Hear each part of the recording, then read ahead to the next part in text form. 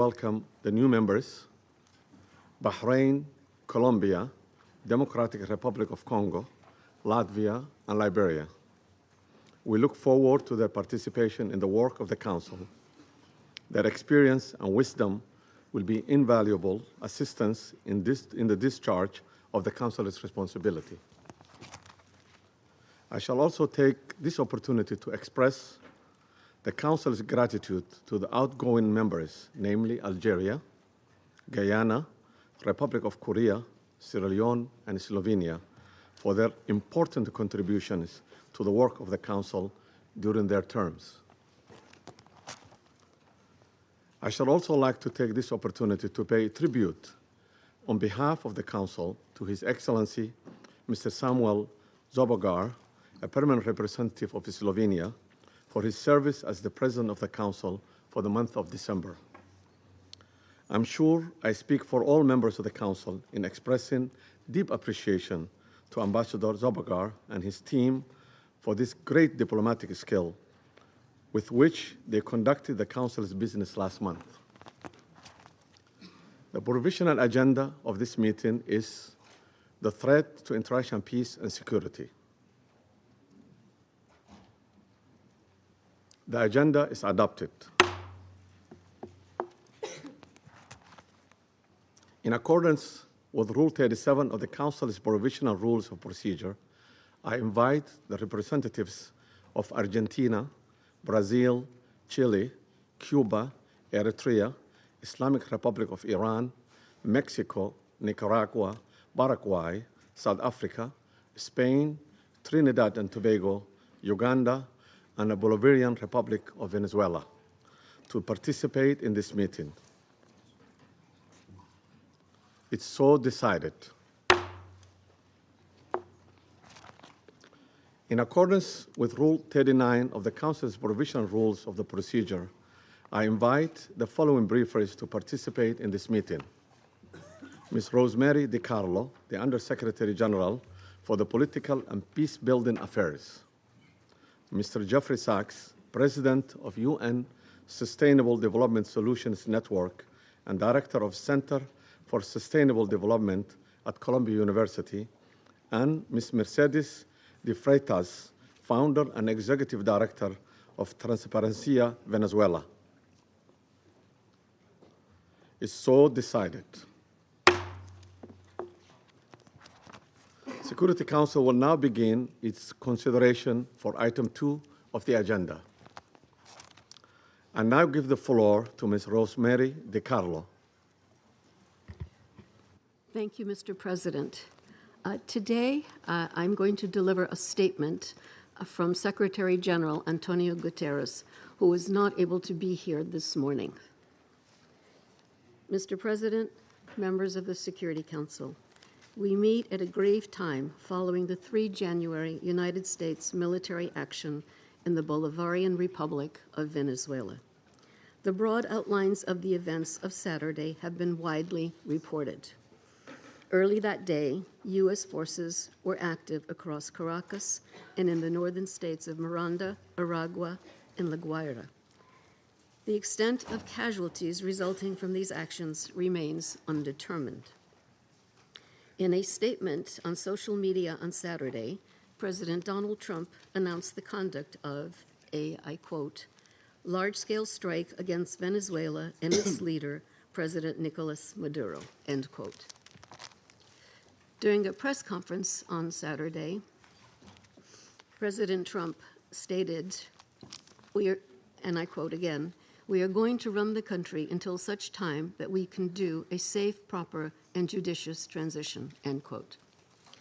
The government of Venezuela has characterized the United States action as a military aggression carried out in civilian and military areas and as a flagrant violation of the Charter, posing a threat to international and regional peace and security. As we speak, President Maduro is being held in New York, accused by U.S. authorities, along with his wife, Celia Flores, of serious criminal offenses. What is less certain is the immediate future of Venezuela. I am deeply concerned about the possible intensification of the instability in the country. the potential impact on the region, and the precedent it may set for how relations between and among states are conducted. Mr. President, the situation in Venezuela has been a matter of regional and international concern for many years now. Attention on the country only grew following the contested presidential elections in July 2024. The panel of electoral experts I appointed at the Venezuelan government's request to accompany the elections highlighted serious issues. We have consistently called for the full transparency and the complete publication of the results of the elections. As reported to the Council on 23 December, the Office of the High Commissioner for Human Rights has cataloged serious violations. On 3 January, Venezuelan interim President Delcy Rodriguez invoked an emergency decree throughout the national territory, extending additional security powers to the government. Mr. President, the latest developments follow a period of heightened tensions beginning in mid-August, as discussed in this Council on 2 previous occasions. I have consistently stressed the imperative of full respect by all for international law, including the Charter of the United Nations, which provides the foundation for the maintenance of international peace and security. I remain deeply concerned that rules of international law have not been respected with regard to the 3 January military action. The Charter enshrines the prohibition of the threat or use of force against the territorial integrity or political independence of any state. The maintenance of international peace and security depends on the continued commitment of all member states to adhere to all the provisions of the Charter. Mr. President, Venezuela has experienced decades of internal instability and social and economic turmoil. Democracy has been undermined. Millions of its people have fled the country. The situation is critical, but it is still possible to prevent a wider and more destructive conflagration.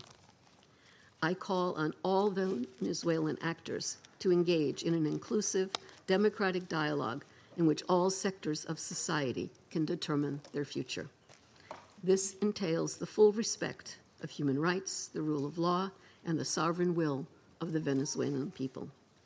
I also urge Venezuela's neighbors and the international community more broadly to act in a spirit of solidarity and in adherence to the principles, laws, and rules erected to promote peaceful coexistence.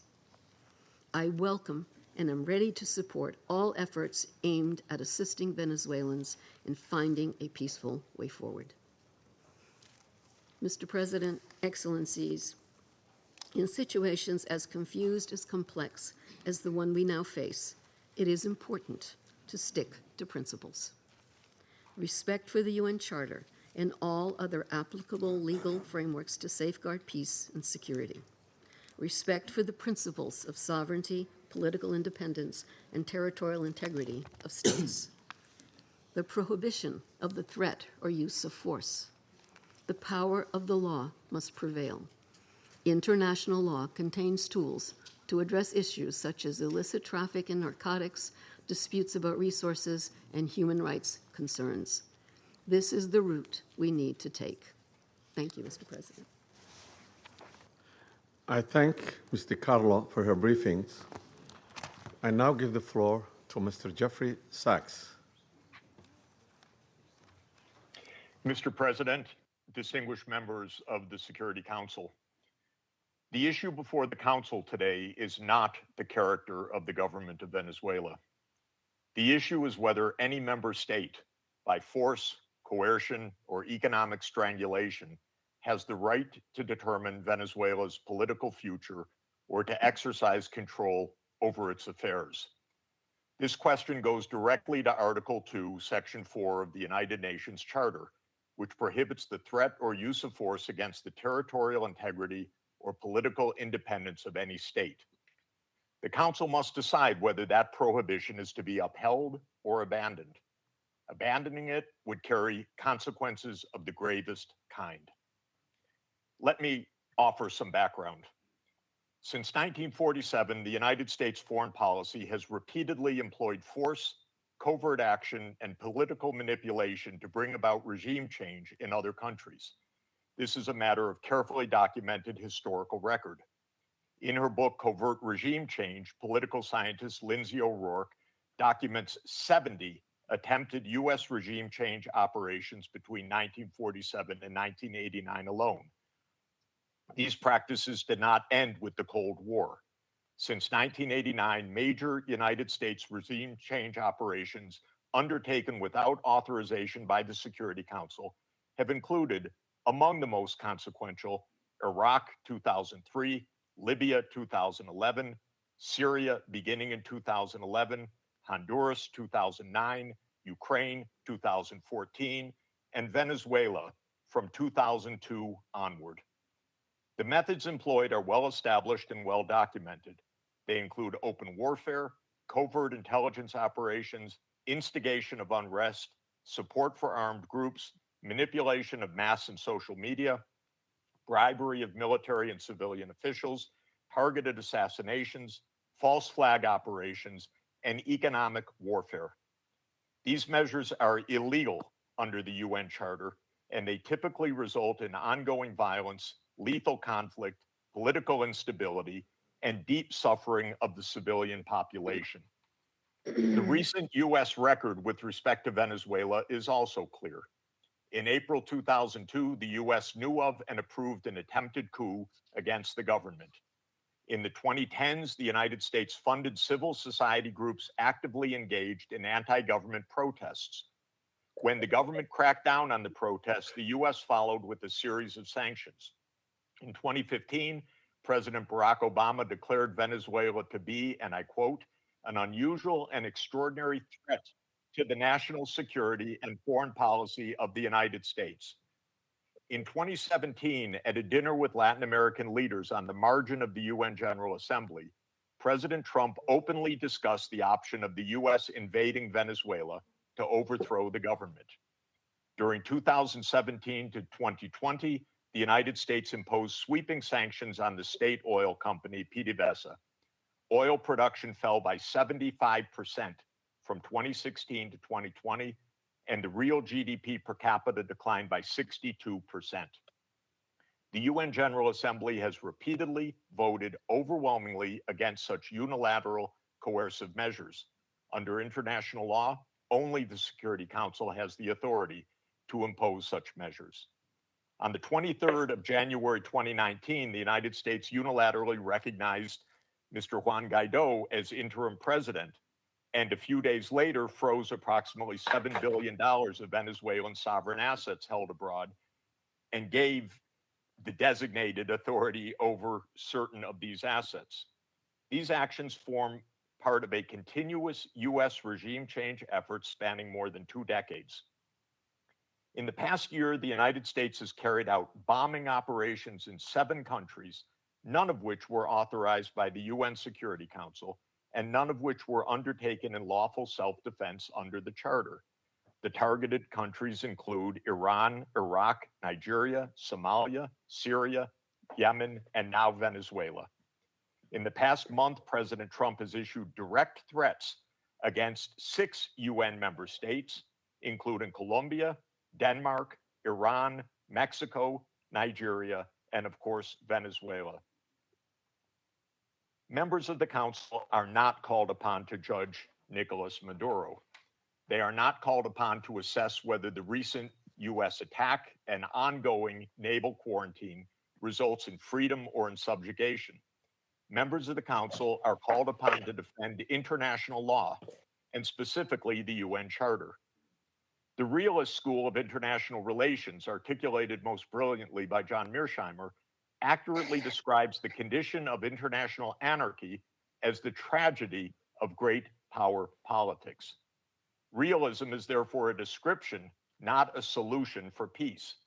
Its own conclusion is that anarchy leads to tragedy. In the aftermath of World War I, the League of Nations was created to end the tragedy through the application of international law. Yet the world's leading nations failed to defend international law in the 1930s, leading to renewed global war. The United Nations emerged from that catastrophe as humanity's second great effort to place international law above international anarchy. In the words of the Charter, the UN was created, quote, to save succeeding generations from the scourge of war, which twice in our lifetime has brought untold sorrow to mankind. Given that we are in the nuclear age, failure cannot be repeated. Humanity would perish. There would be no third chance. To fulfill its responsibilities under the Charter, the Security Council should immediately affirm the following actions. The United States shall immediately cease and desist from all explicit and implicit threats or use of force against Venezuela.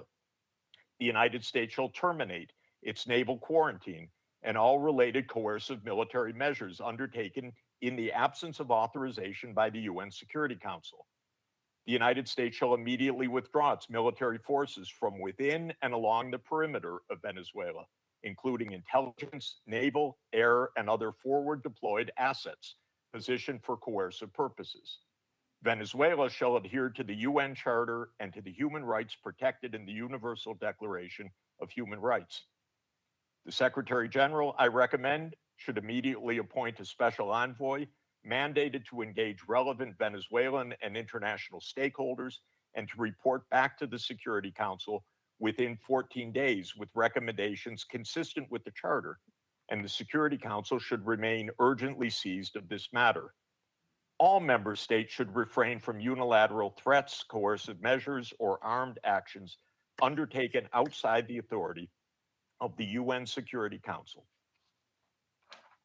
In closing, Mr. President and distinguished members of the Council, peace and the survival of humanity depend on whether the United Nations Charter remains a living instrument of international law or is allowed to wither into irrelevance. That is the choice before this Council today. Thank you very much. I thank Mr. Sachs for his briefings. I now give the floor to Ms. Mercedes de Freitas.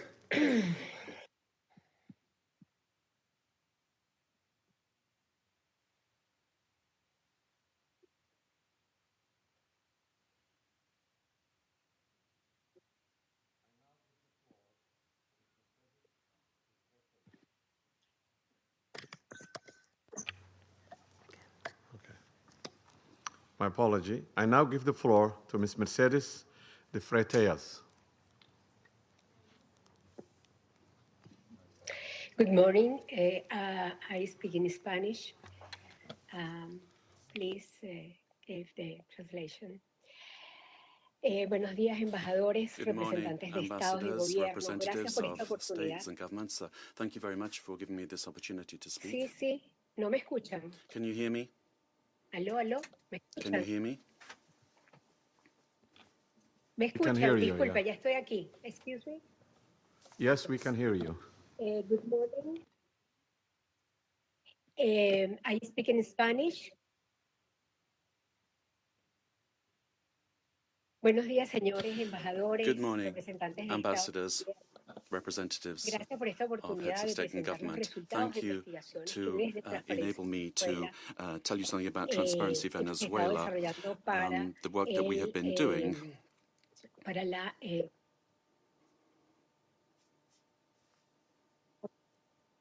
okay. He organizado We have organized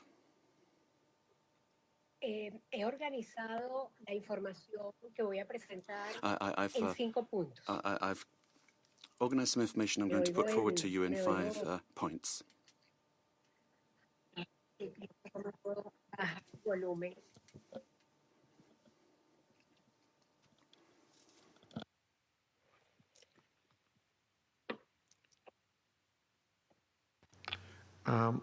Continue. Bueno, he organizado la información que voy a presentarles en 5 puntos. I've arranged the information I'm going to give to you in around 5 points. Let me make the most of my time. First of all, one, the Corruption in Venezuela is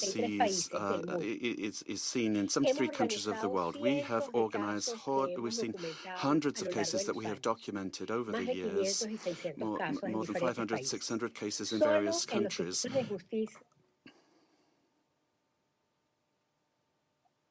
Continue, we can hear you. Go ahead, continue.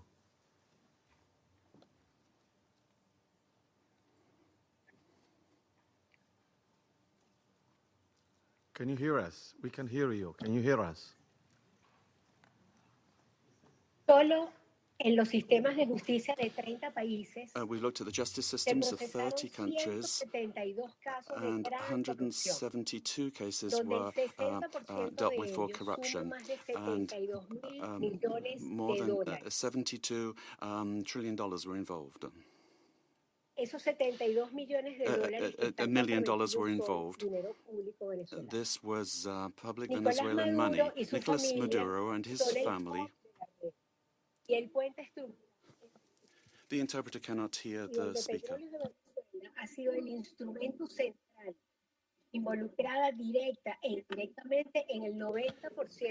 It was a system that was involved in 90% of the corruption cases. Point number two, the national criminal organizations. The interpreter cannot hear the speech to provide sufficient interpretation. I apologize. Las operaciones ilícitas. Las economías ilícitas de oro, droga, extorsión y trata de personas alcanzaron en 2024 $8.000 millones de dólares. Can you hear us? Ms. Freitas? De la producción de oro, ¿sí? Can you hear us? The interpreters cannot hear you. Can you slow down and raise your voice a little bit? Hay un delay. There is a delay, says the speaker. The problem the interpreter is having is with the quality of the sound, which is insufficient for interpretation. Sí, it's not the speed. Dígame. Sí, la oigo con delay. I'm hearing you, but with a delay, says the speaker. I can hear you, though. Okay. Please proceed now.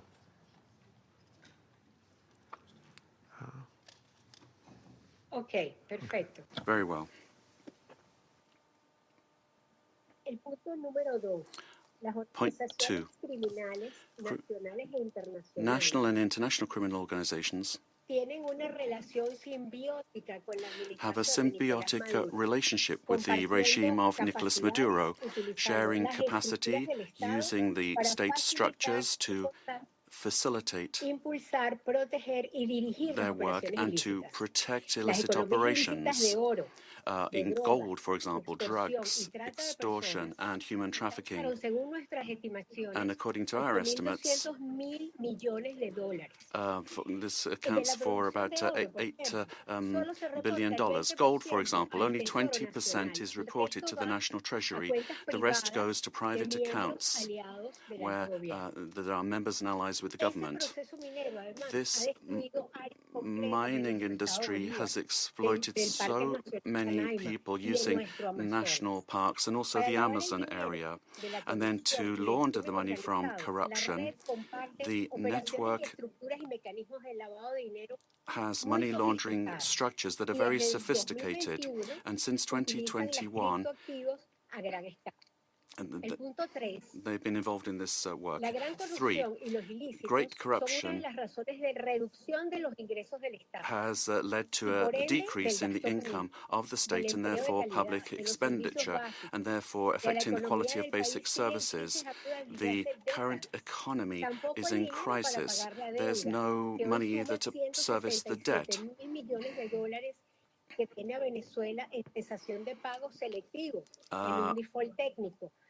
Although Venezuela has been in technical default since 2017. We owe more than $15 million. 4, Venezuelans have had to learn to live with just a few hours of electricity per day in very many parts of the country.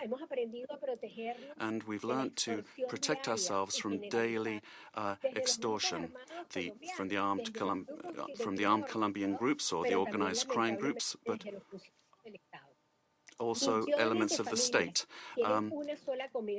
So many families only have one meal per day, below the calories that they need, affecting their nutrition, which is getting worse day by day. Humanitarian programs are not sufficient.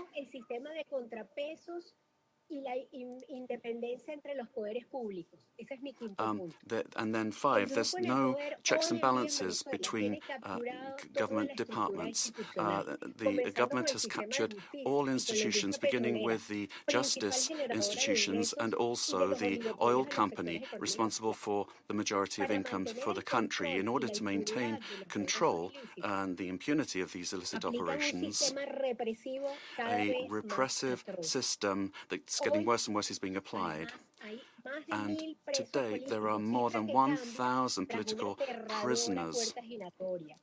At the end of the year,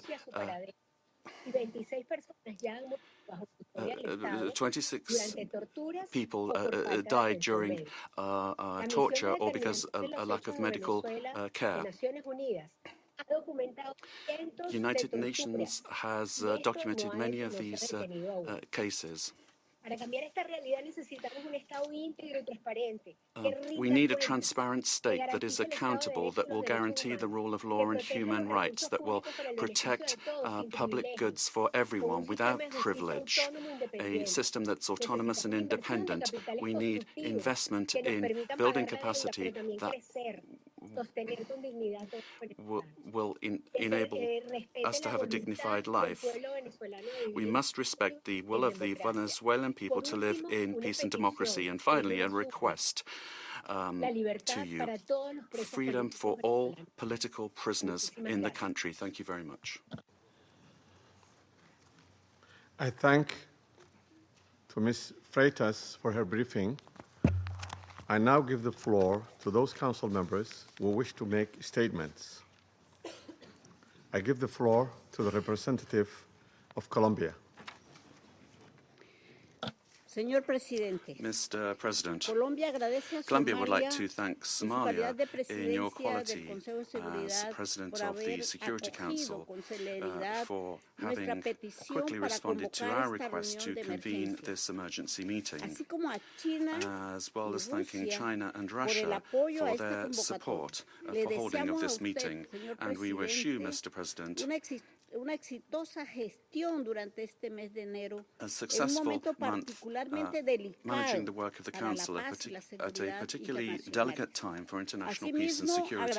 I'd also like to thank Under-Secretary General for Political Affairs and Peace Building of the United Nations and the invited briefers. We thank them all for their briefings. This is the first time Colombia is taking the floor in the Security Council as a non-permanent member for the period 2026-2027.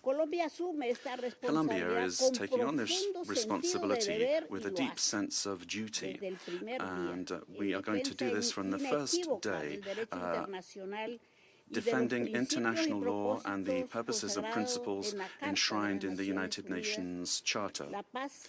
International peace and security, the peaceful settlement of disputes, the prohibition of the use of force, sovereign equality, respect for the territorial integrity and political independence of all states.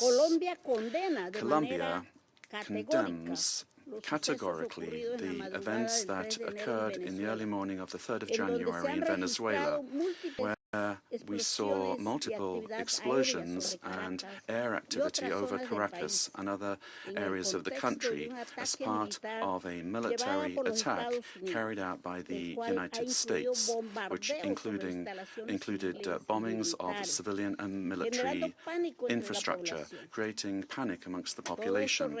All of this represents clear violations of the sovereignty, political independence, and the territorial integrity of Venezuela.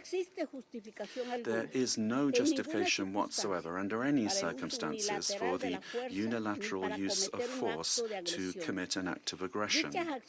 Such actions constitute a serious violation of international law and the United Nations Charter, including the prohibition on the use or the threat of the use of force, the principle of the respect for sovereignty and the full authority of states over their territory, including their natural resources, the territorial integrity of states, and the principles of collective defense, particularly when they directly endanger the population and civilian assets.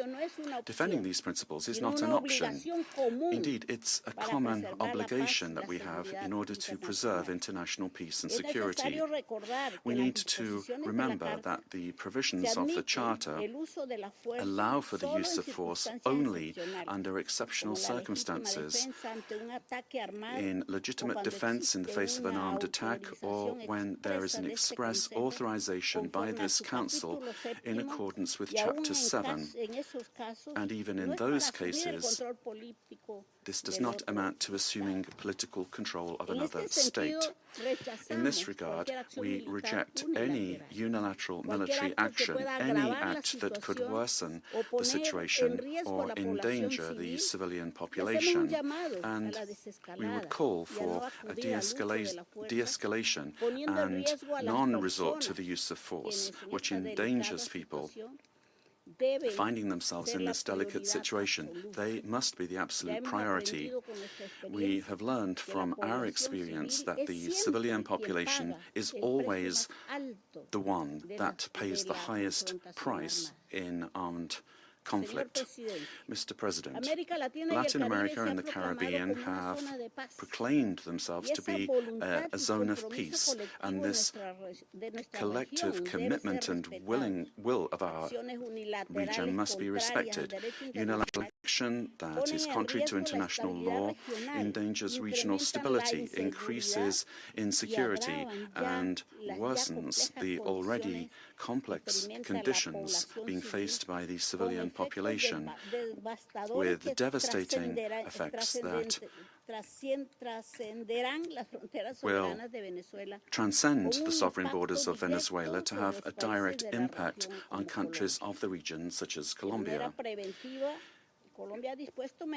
In order to act preventively, Colombia has engaged in measures to protect the civilian population and preserve the stability of the border, addressing the possible needs of the population, particularly the migrant population, in coordination with local authorities.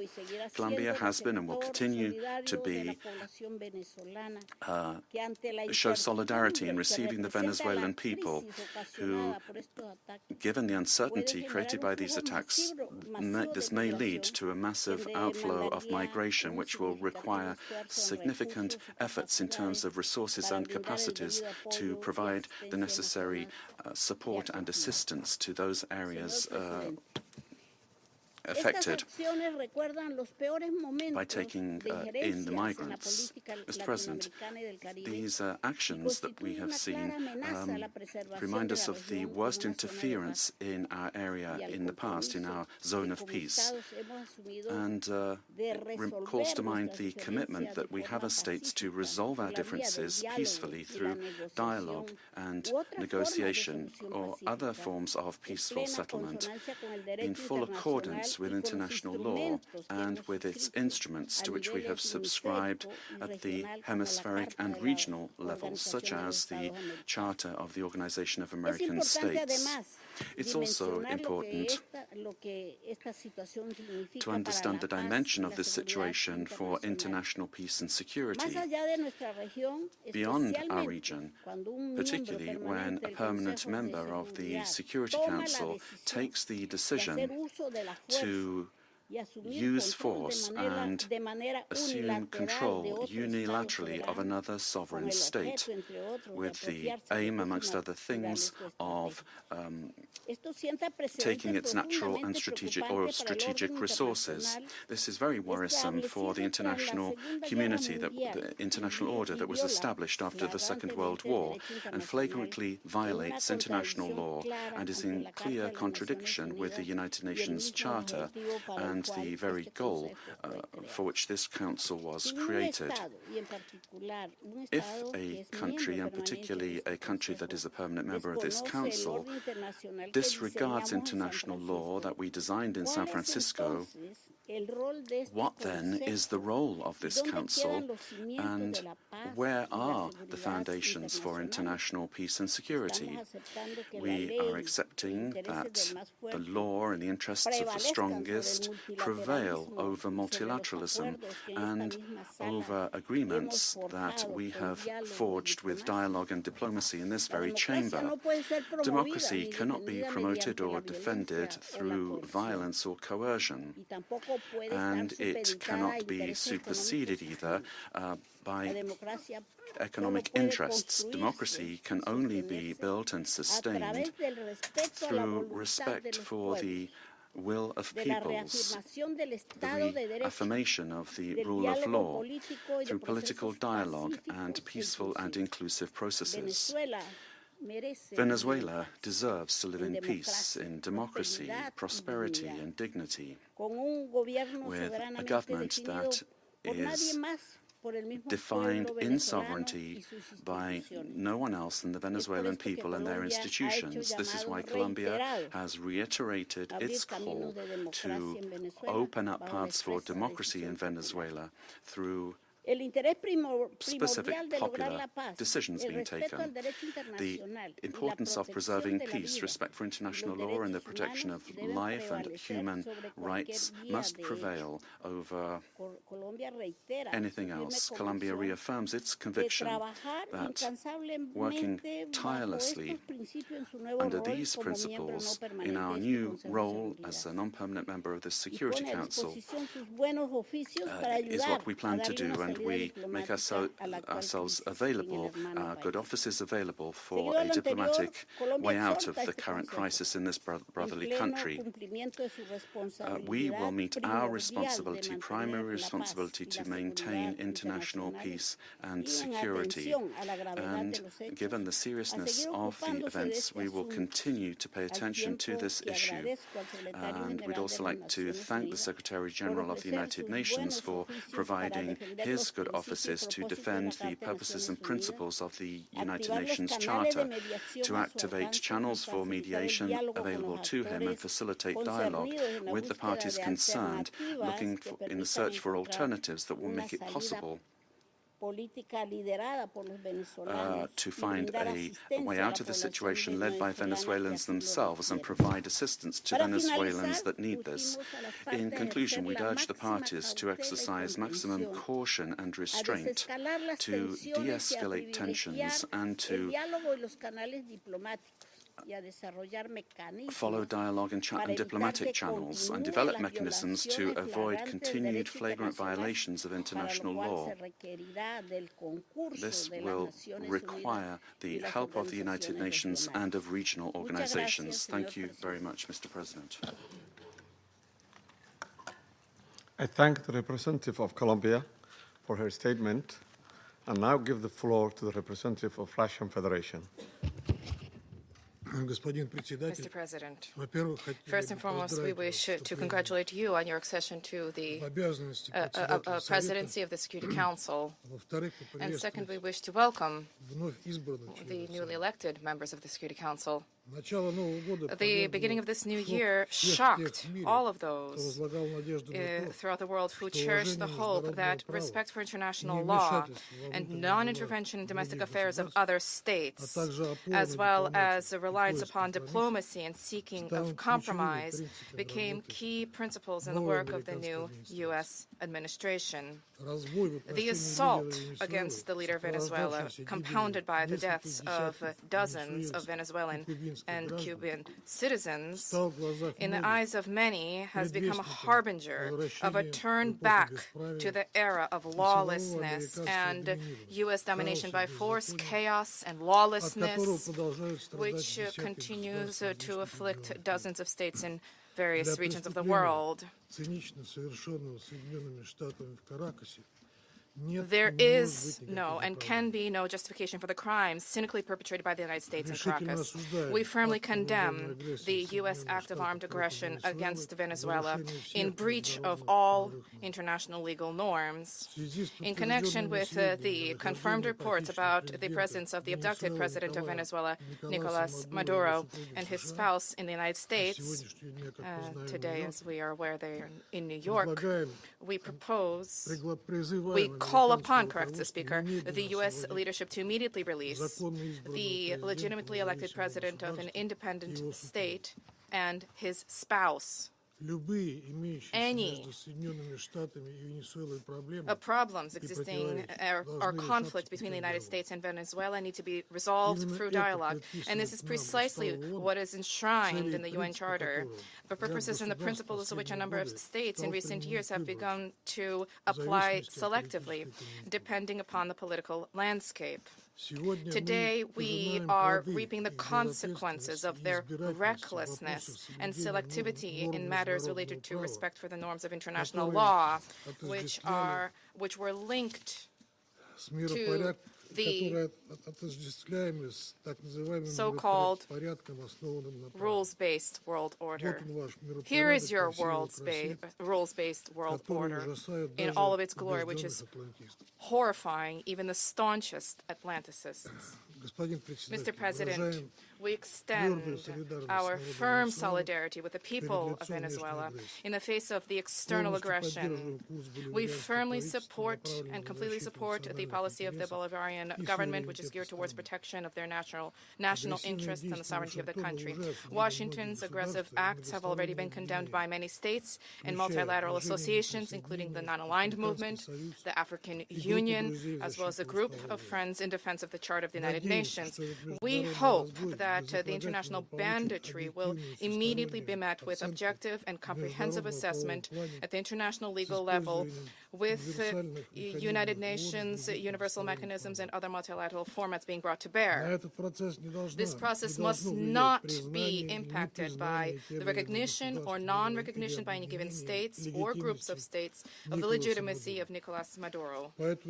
For this reason, unintelligible murmurings and attempts to avoid principled assessments by those who, in other circumstances, froth at the mouth and demand that others respect the UN Charter, today seem particularly hypocritical and unseemly. We hope you will recognize this, and we hope that you will abandon double standards and that you will not attempt to justify such an egregious act of aggression due to a fear of angering the American global gendarme, which is attempting to once again rear its head.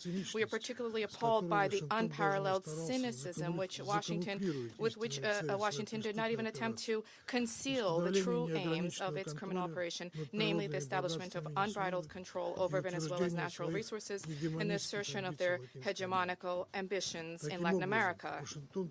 In this way, Washington is generating fresh momentum for neocolonialism and for imperialism, which were repeatedly, decisively condemned and repudiated by the peoples of this region and by the global South as a whole. Distinguished colleagues, under these circumstances, it is exceedingly important for the entire international community to unite and to definitively reject the methods and tools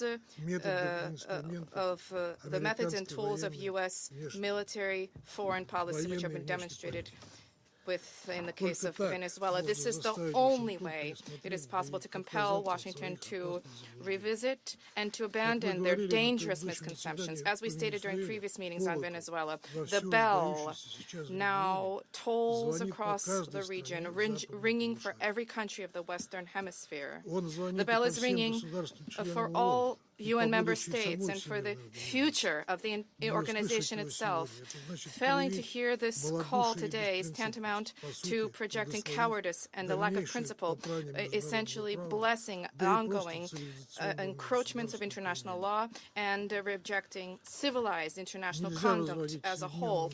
We cannot allow the United States to proclaim itself as some kind of a supreme judge which alone bears the right to invade any country, to label culprits, to hand down and to enforce punishments, irrespective of notions of international law, sovereignty, and non-intervention. Is this the world we sought to attain as we marked the 80th anniversary of the adoption of the Charter of the United Nations, when we all signed on to the relevant Security Council presidential statement? Is this the aim of United Nations reform, which we all advocate?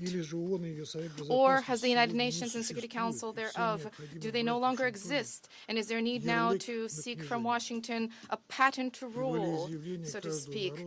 And is the self-determination of every person's and their right to determine their future worthless?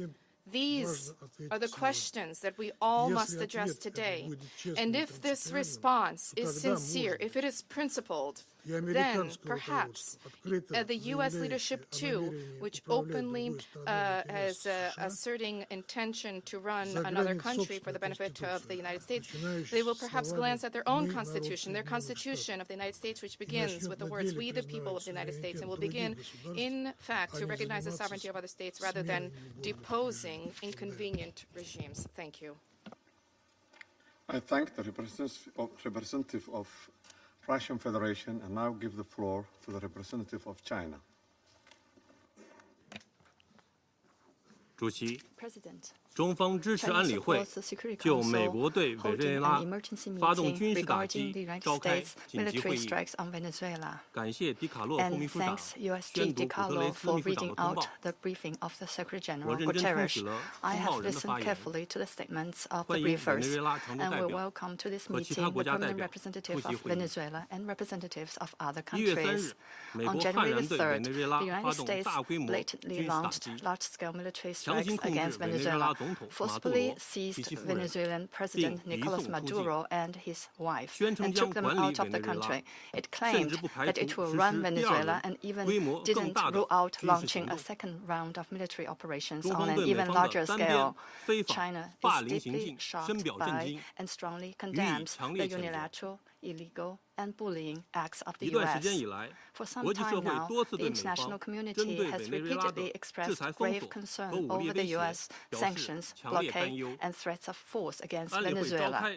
The Council convened 2 emergency meetings, during which Secretary General Guterres, many Council members, and countries in the region and beyond unanimously called for abiding by the UN Charter and the international law, maintaining calm and restraint, resolving disputes peacefully, de-escalating tensions, and safeguarding regional stability. However, as a permanent member of the Council, the U.S. has disregarded the grave concerns of the international community, wantonly trampled upon Venezuela's sovereignty, security, and legitimate rights and interests, and seriously violated the principles of sovereign equality, non-interference in internal affairs, peaceful settlement of international disputes, and the prohibition of the use of force in international relations.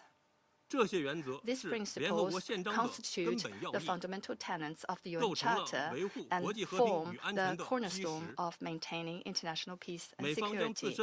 The U.S. has placed its own power above multilateralism and military action above diplomatic efforts, posing a grave threat to peace and security in Latin America and the Caribbean, and indeed internationally. China firmly opposes this, and the international community has also expressed widespread grave concern and strong condemnation. We urge the U.S.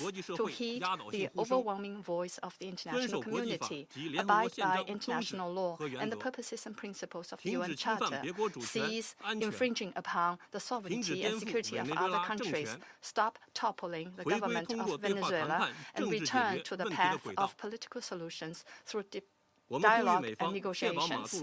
We call on the U.S. to ensure the personal safety of President Maduro and his wife and to release them at once. We support the Council in fulfilling its primary responsibility to maintain international peace and security, and we support all efforts by the UN Secretary General, regional countries, and organizations that contribute to promoting dialogue and de-escalating the situation. President, the lessons of history are a stark warning. Military means are not the solution to problems, and the indiscriminate use of force will only lead to greater crisis. The U.S. bypassed the Council to launch military operations against Iraq, blatantly attacked Iran's nuclear facilities, and imposed economic sanctions, military strikes, and even armed occupations on multiple countries in Latin America and the Caribbean. These actions have caused persistent conflict, instability, and immense suffering for the ordinary people. Did these actions bring peace and stability? Did they bring development and prosperity? The international community sees this clearly.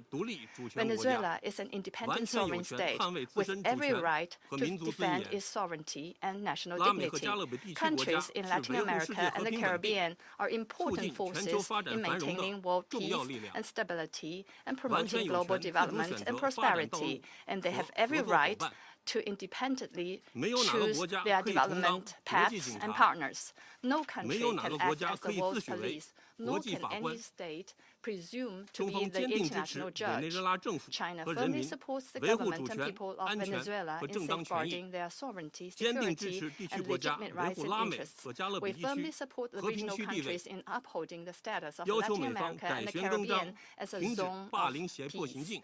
We demand that the United States change its course, cease its bullying and coercive practices, and develop relations and cooperation with regional countries on the basis of mutual respect, equality, and non-interference in international affairs. China stands ready to work with the regional countries and the international community to strengthen solidarity and cooperation, uphold fairness and justice, and jointly safeguard peace and stability in Latin America and the Caribbean. I thank you, President. I thank the representative of China for the statement and now give the floor to the representative of Liberia. Thank you, Mr. President. I have the honor to deliver this statement on behalf of the A3 members, namely the Democratic Republic of Congo, Somalia, and my own country, Liberia. We thank the Presidency for promptly convening this important meeting. We congratulate Somalia on assuming the presidency of the Security Council this month and warmly welcome all new members. The A3 appreciates USG DiCarlo's comprehensive briefing and listened carefully to the remarks offered by civil society representatives. We also welcome the representative of Venezuela and the representatives of the region to this meeting. Mr. President, the A3 aligns itself with the recent communique of the African Union on the situation in the Bolivarian Republic of Venezuela and continues to monitor developments there with deep concerns. In particular, we note reports regarding the detention of President Nicolas Maduro and his wife and incidents involving Venezuelan institutions. Such developments present serious challenges not only to Venezuela's internal stability, but also underscore the imperative to safeguard the broader peace and security of the region.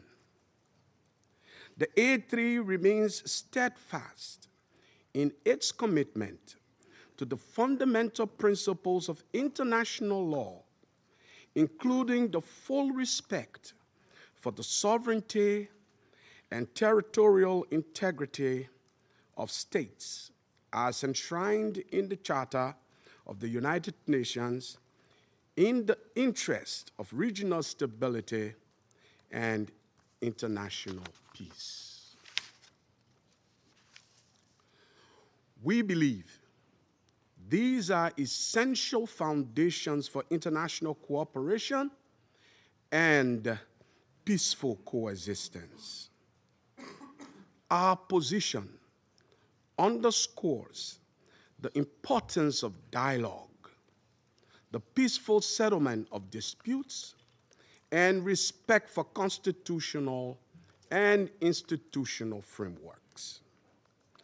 Mr. President, the complex situation in Venezuela requires a comprehensive response that is both inclusive and nationally owned.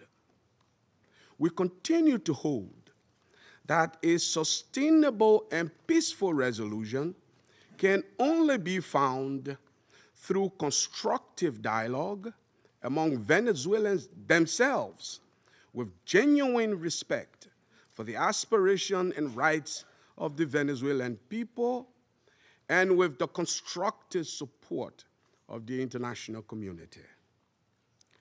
The A3 expresses its solidarity with the people of Venezuela and reiterates the African Union's commitment to peace, stability, and mutual respect among nations and regions.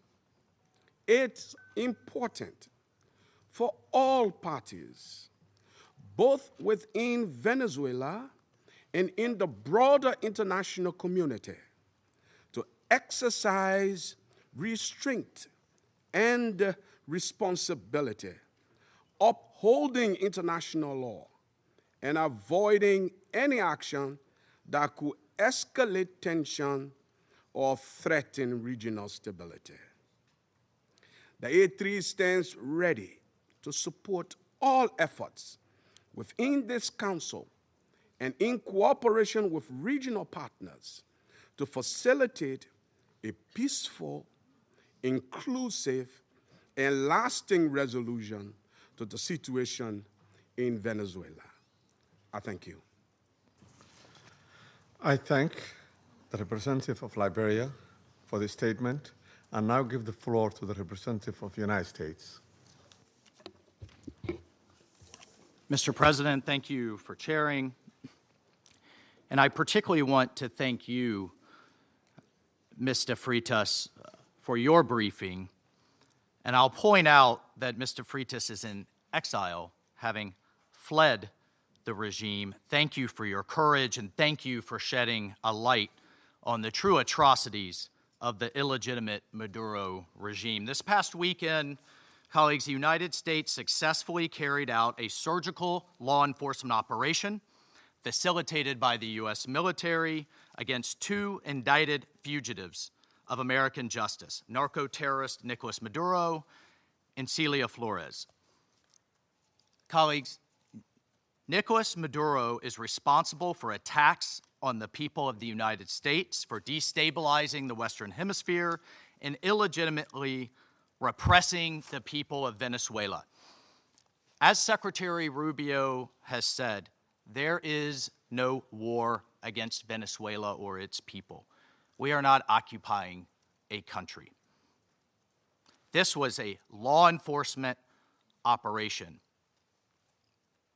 in furtherance of lawful indictments that have existed for decades. The United States arrested a narco-trafficker who is now going to stand trial in the United States in accordance with the rule of law for the crimes he's committed against our people for 15 years. A similar action was taken in 1989 against Manuel Noriega. He was arrested, indicted, convicted in a court of law served in prison in the United States and in Panama, and the Panamanian people, the American people, are safer for it. And undeniably, the region was more stable. This law enforcement action was directed consistent with the President of the United States' responsibility as Commander-in-Chief to protect Americans at home and abroad against a fugitive who is directly responsible for narcoterrorism that has killed hundreds of thousands of Americans and created destabilizing violence throughout our hemisphere. Nicolas Maduro and his co-defendant, Celia Flores, have been transferred here to the United States to stand trial for their crimes. Maduro was indicted by a grand jury in the Southern District of New York and faces very serious criminal charges for his involvement in a wide-ranging conspiracy to conduct narcoterrorism, to traffic cocaine and other drugs, and conducting international weapons trafficking. The overwhelming evidence of his crimes will be presented openly in U.S. court proceedings. Colleagues, Maduro is not just an indicted drug trafficker. He was an illegitimate so-called president. He was not a head of state. For years, Maduro and his cronies have manipulated Venezuela's electoral system to maintain their illegitimate grip on power. In fact, just 2 years ago, in 2024, a UN panel of experts report found that the election in that year was absolutely and completely a farce and fell well short of the most basic transparency and integrity measures essential to upholding credible elections. If the UN and the United Nations in this body confers legitimacy on an illegitimate narco-terrorist and the same treatment in this charter of a democratically elected president or head of state, what kind of organization is this? We should note that over 50 countries, many nations, including the European Union, including a number of Latin American countries in the region, and of course the United States, again, over 50 countries rejected the legitimacy of Maduro's re-election following the disputed 2024 elections and do not recognize him as Venezuela's legitimately elected president. Maduro unlawfully refused to peacefully cede power after the Venezuelan people voted him out of office in the 2024 election. So therefore, Maduro was a fugitive from justice. He is the head of a vicious foreign terrorist organization, Cartel de los Soles. This regime-sponsored enterprise coordinates with and relies on other vicious criminal organizations, namely Tren de Aragua, again, among others, to carry out its objective of using illegal narcotics as a weapon against the United States. And for its part, Tren de Aragua is a designated foreign terrorist organization with thousands of members, many of whom have unlawfully infiltrated the United States and are conducting irregular warfare and undertaking hostile actions against the American people and against the United States. It's terrorizing criminals commit brutal crimes, including murders, kidnappings, extortions, and human, drug, and weapons trafficking. This administration, President Trump, will not stand for it. In fact, in March of 2025, President Trump declared that Tren de Aragua is quote, Tren de Aragua is undertaking hostile actions and conducting irregular warfare against the territory of the United States, both directly and at the direction, clandestine or otherwise, of the Maduro regime in Venezuela. Maduro and his cronies have partnered with some of the most violent and prolific drug traffickers and narco-terrorists in the world for decades, facilitating the flood of illegal drugs coming in the United States, estimated to be several hundred tons annually. He has become rich, incredibly wealthy, off the misery of untold numbers of Americans, Venezuelans, and others, aiding and abetting international terrorist organizations like Hezbollah, coordinating with corrupt Iranian officials, and other malign actors to influence not only the region, but to malignly influence the United States. In fact, in its own 2025 World Drug Report, the United Nations Office on Drugs and Crime identified Venezuela as a key trafficking route in the Western Hemisphere for illegal drugs, predominantly cocaine, entering the United States and increasingly Europe. As Secretary Rubio stated just yesterday, this is the Western Hemisphere.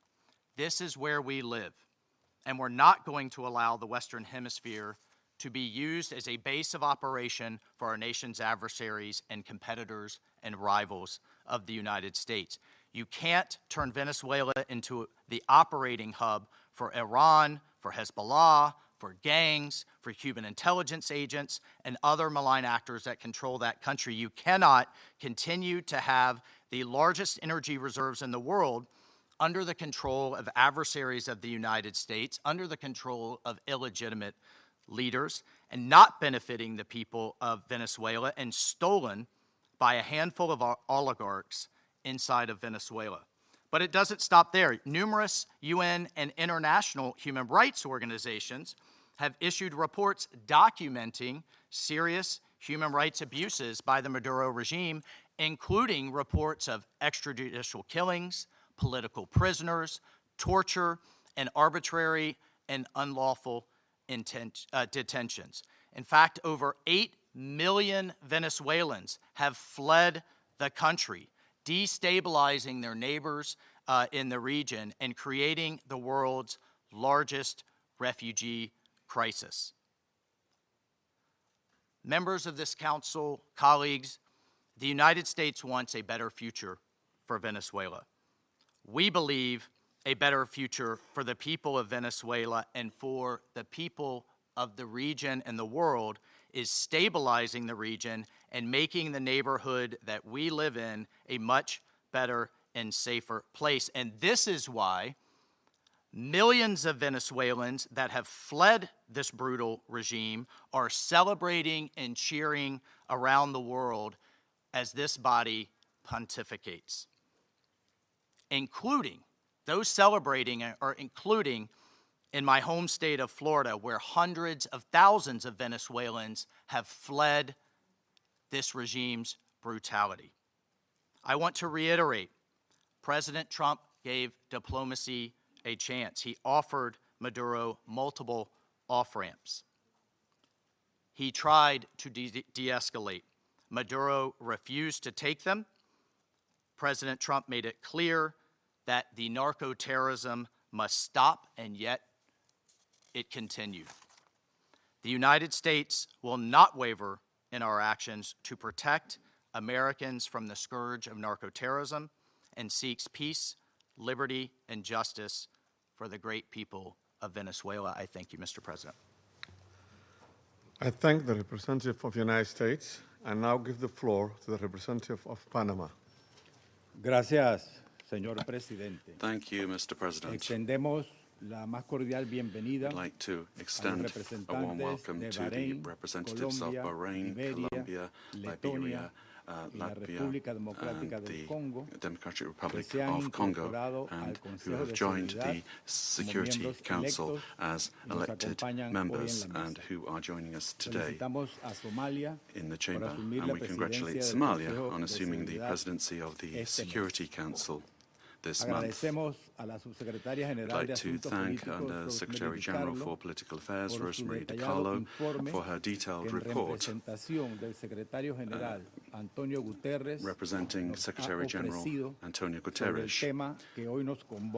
She's briefed us on the situation under discussion today. We're also very grateful for the very valuable presentations by Mr. Jeffrey Sachs and Ms. Mercedes de Freitas. In this context, the Republic of Panama would like to refer to the situation that has taken place in the territory of the Bolivarian Republic of Venezuela, which is of concern due to its possible impact on peace and regional stability. However, in the light of the unfortunate reality of the facts that we've seen, we now need to turn our attention constructively towards the future of Venezuela. However, it's important to point out that in terms of a constant principle of our foreign policy, Panama would like to reiterate our unfailing commitment to multilateralism, to the sovereignty of states, and to the unrestricted respect for international law, especially the principles enshrined in the United Nations Charter, including non-intervention, respect for territorial integrity, and the prohibition of the use of force. This is mentioned in Article 2 of the United Nations Charter. These principles are, and they continue to be, the indispensable framework for the peaceful coexistence between nations. Panama also believes it's necessary to highlight that the situation Venezuela is facing is unfolding in an environment marked by the disregard for the will of its people, as well as by a sustained erosion of democratic institutions. In this regard, Panama reiterates that it does not and will not recognize the authoritarian and illegitimate regime that has held Venezuelan men and women hostage, plunged them into one of the gravest political, social, humanitarian, and security crises in our region. Unfortunately, we have witnessed how the situation has gradually deteriorated under the regime, especially over the last year, with increased systemic erosion of democracy, the hollowing out of institutions, and the rise of authoritarian and repressive practices, which have contributed to an unfortunate outcome and therefore cannot be ignored by the international community. In particular, it is essential to call for the unconditional release of persons detained for political reasons. Many of them have been deprived of their liberty merely for raising their voices in a context in which dissent is not tolerated. From this moment on, we must demand that all political prisoners that the regime continues to hold hostage, Venezuelans and foreigners alike, be released without delay. Their physical well-being and safety must be guaranteed. Likewise, freedom of expression and the unequivocal respect for human rights must be immediately ensured. In this context, Panama underscores that its position does not stem solely from a principled democratic solidarity, but also from direct impact. A Panamanian citizen, Mr. Olmedo Núñez, remains arbitrarily detained in Venezuela without formal charges, without due process, without full access to a defense, and without effective consular guarantees. Added to this is the human impact of a multidimensional crisis that has forced around 9 million Venezuelans, men and women, to leave their homes, compelled to live in displacement and vulnerability as a consequence of the institutional and social collapse generated by the regime. A crisis that has had significant regional repercussions, reflected both in the irregular migration flows from south to north of a significant number of Venezuelan nationals, as well as reverse migration movements, including also a lot of Venezuelans, the effects of which are felt particularly in countries of transit and destination that this affects, including Panama. And this has decisively contributed to illegal migration.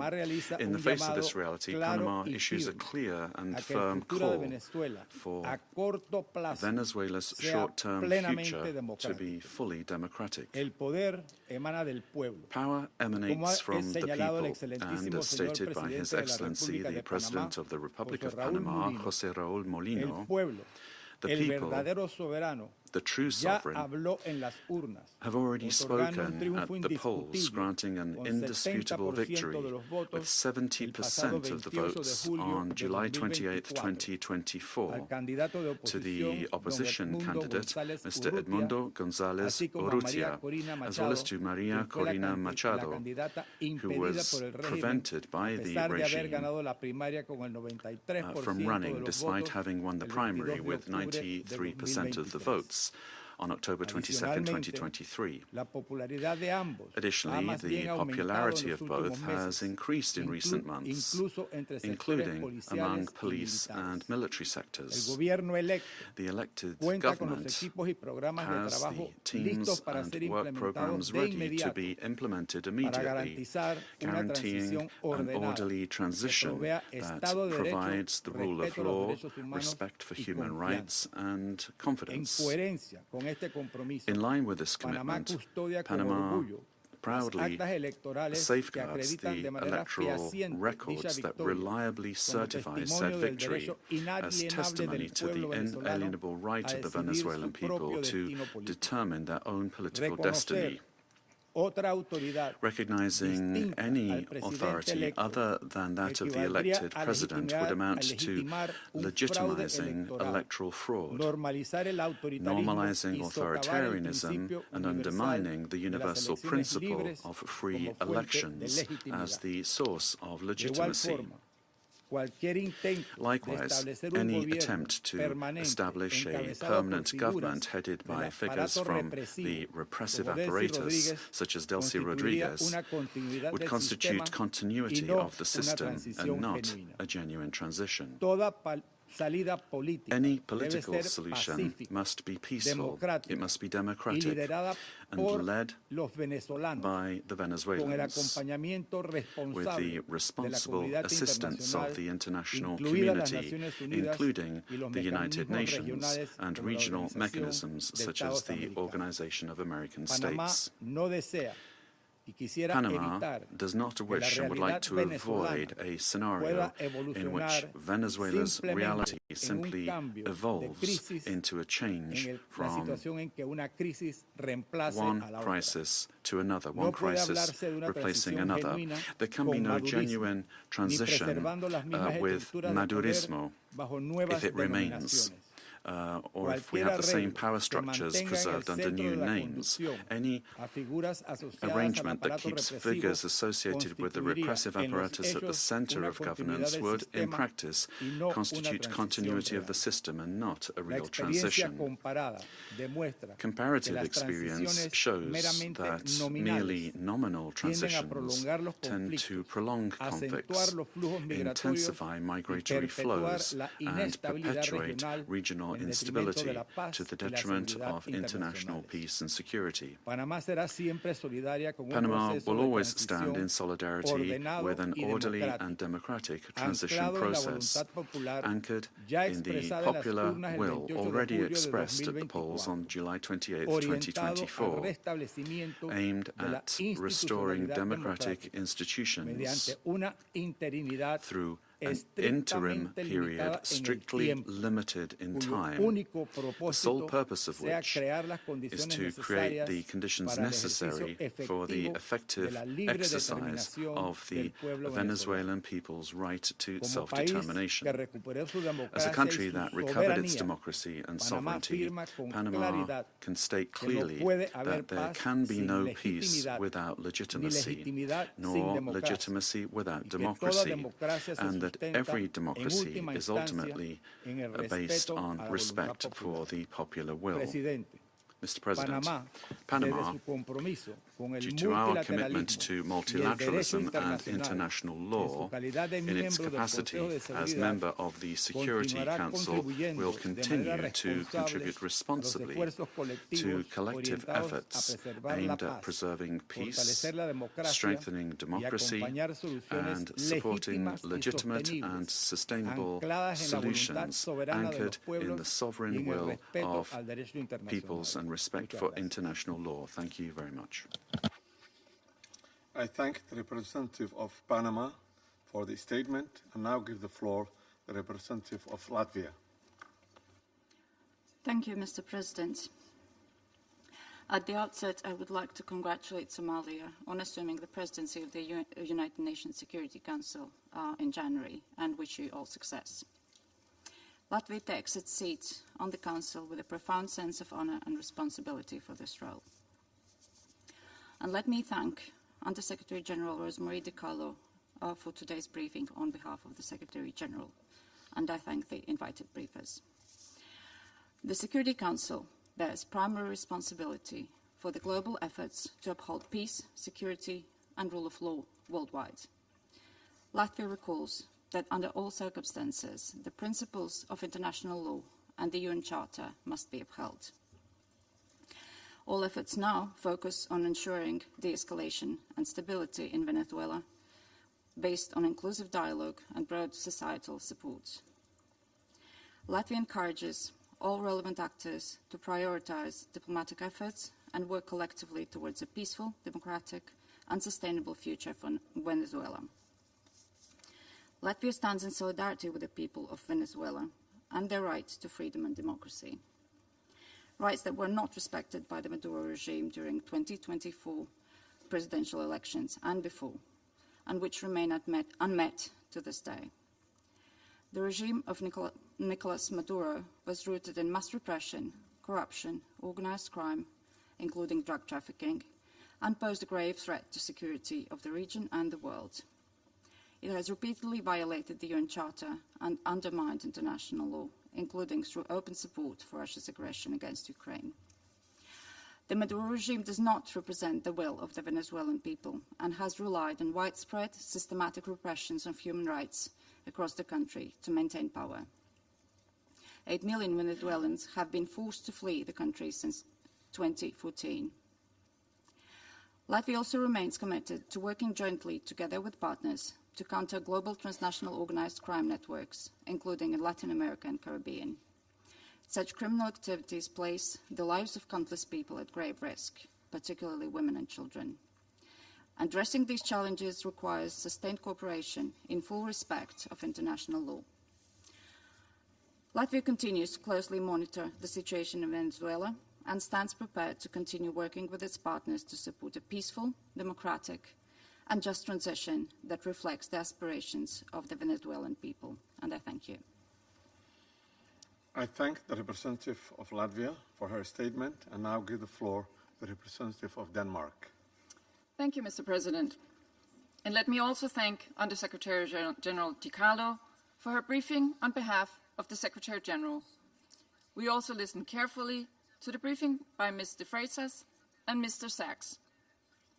Mr. President, Denmark joins the Secretary General in expressing deep concern over the evolving situation in Venezuela. Since this Council met to discuss the situation 2 weeks ago, we have seen a drastic escalation, culminating in a large-scale military operation on January 3rd. At our last meeting, Denmark urged all actors to strictly adhere to international law and to de-escalate tensions and exercise the necessary restraint. Today, we echo the Secretary General in his concern regarding the worrying implications of this military action. Independent of the situation in Venezuela, these developments constitute a dangerous precedent. International law and the UN Charter, as a pillar of the international security architecture, must be respected by all states.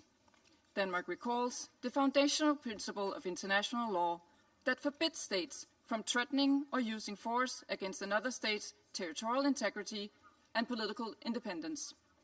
This imperative is enshrined in Article 2, Paragraph 4 of the UN Charter. Members of the UN Security Council have a special responsibility to uphold these principles. The principles of sovereignty, political independence, and territorial integrity must be respected. The inviolability of borders is not up for negotiation. These are universal, sacrosanct principles enshrined in international law. They apply everywhere. Mr. President, once again, Denmark calls on all parties to urgently de-escalate tensions that could threaten peace and stability in the region and beyond. International disputes should be settled by peaceful means, as stated in the UN Charter.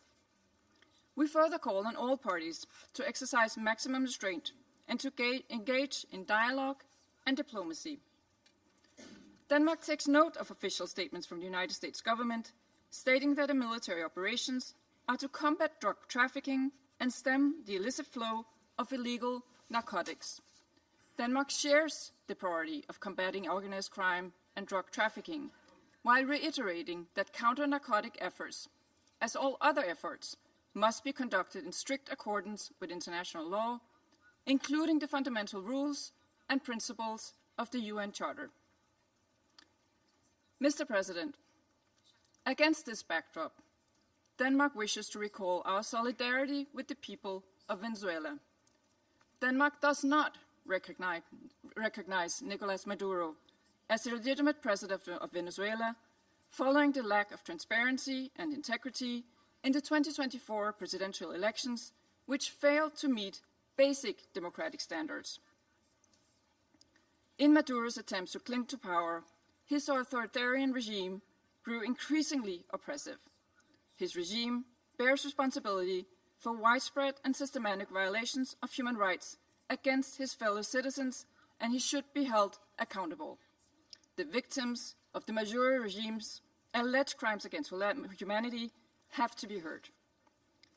The Venezuelan people have a right to democracy and self-determination exercised through peaceful, inclusive, and credible democratic processes, free from fear of political persecution, intimidation, or repression, and external political interference. This includes the rights of Venezuelans alone to determine their political, economic, and social future, without coercion, pressure, or manipulation by external actors. No state should seek to influence political outcomes in Venezuela through the use or threat of force or through other means inconsistent with international law. Venezuela's future can be decided only by the Venezuelans. We call on all parties and stakeholders to come together for a negotiated and peaceful transition to democratic rule in a process led by and owned by Venezuelans. At this critical and uncertain time, it is imperative that all parties fully respect human rights and international law. Denmark remains committed to supporting Venezuela and the aspirations of its people on its path to lasting political stability. I thank you. I thank the representative of Denmark for her statement and now give the floor to the representative of the United Kingdom. Thank you, President. I congratulate Somalia on the assumption of the presidency of the Council for the month of January. And I thank our briefers for their remarks. Colleagues, the Venezuelan people have suffered for years. This Council now meets at a pivotal moment for Venezuela's future. Maduro's actions created extreme levels of poverty, violent repression, and failing basic services. his regime's rule precipitated a displacement crisis affecting the whole region. The United Kingdom has long been clear that Maduro's claim to power was fraudulent. To date, Venezuela's National Electoral Council has failed to publish the full results of the July 2024 presidential elections, and independent domestic and international reports also observed significant irregularities and a lack of transparency. President, the United Kingdom wants to see a safe and peaceful transition to a legitimate government that reflects the will of the Venezuelan people. They deserve a government which reflects their vote at the ballot box and delivers a more stable, prosperous future for all Venezuelans. Finally, President, the United Kingdom reaffirms its commitment to international law and the principles enshrined in the Charter of the United Nations. These foundations are essential for maintaining global peace, security, and the rule of law. I thank you. I thank the representative of the United Kingdom for his statement and now give the floor to the representative of France. Merci, Monsieur le Président. Thank you, Mr. President. Je voudrais d'abord vous féliciter pour votre présidence du Conseil de sécurité au mois de janvier. Je voudrais également remercier Madame Rosemary DiCarlo de nous avoir transmis les éléments du secrétaire général des Nations Unies au sujet du dernier développement intervenu au Venezuela. Monsieur le Président, la France est restée solidaire du peuple vénézuélien dans la crise qu'il traverse depuis de trop nombreuses années, et en particulier depuis l'été 2024. Le 28 juillet 2024, le peuple vénézuélien a exercé son droit de vote de façon pacifique pour déterminer l'avenir de son pays.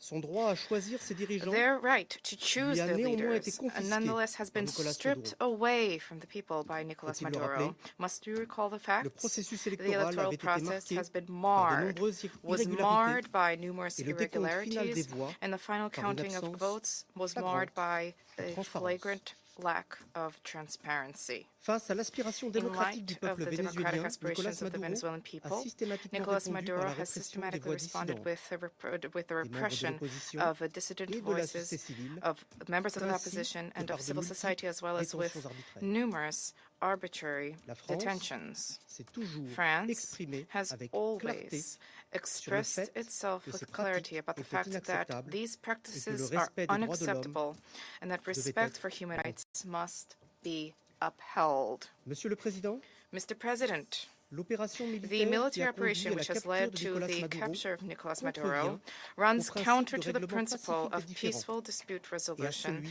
and de non-recours à la runs force. counter to the principle of non-use of force. La multiplication The des violations de proliferation la of Charte des violations of the Nations Charter Unies of the United et Nations du droit and the international violations of par des États international law investis de la by states responsabilité de vested membres with permanents de ce responsibility Conseil as permanent members of the Security sapent les Council bases chips de away at the l'ordre very international. foundation of the international order. Contrevenir aux principes de la Charte, Contravening the principles parmi of the lesquels les Charter, principes de respect including de the principle of respect l'indépendance for et de independence l'intégrité and territoriale des territorial États, integrity of states, mine les fondements des Nations Unies undermines the et foundation of the United fragilise la paix Nations and et la sécurité weakens internationale. international peace and security. La France France fidèle remains et engagée faithful pour le and respect de committed la to Charte des respect for Nations the Unies Charter et of the du United principe Nations de and of règlement the pacifique des principle of différends. peaceful dispute resolution. Nous devons mettre en œuvre ces We principes have an obligation to uphold en these tout temps principles at all et en times tout lieu. and in all places. Leur respect Respect for est these indispensable. principles is indispensable. Monsieur le Président, Mr. President, la France France réitère son attachement wishes au to respect de reiterate la our commitment volonté to respect for du the peuple for the vénézuélien. will of the Venezuelan La people. transition qui s'ouvre à The présent pour le transition which is Venezuela doit être currently pacifique, being opened up for démocratique Venezuela needs to be et peaceful respectueuse des and choix du democratic peuple vénézuélien, and qui est un peuple carried out in a souverain. manner which respects the choice of the Venezuelan people, Cette a transition sovereign doit people. être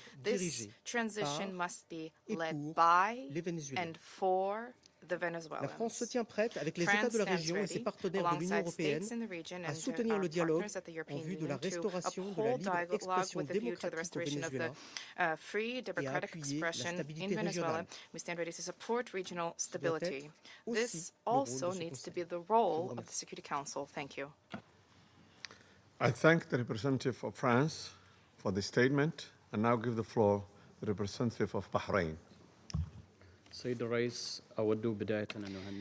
President, I wish to take this opportunity to congratulate first and foremost the Federal Republic of Somalia on its presidency of the Security Council during this month of January. We wish you every success.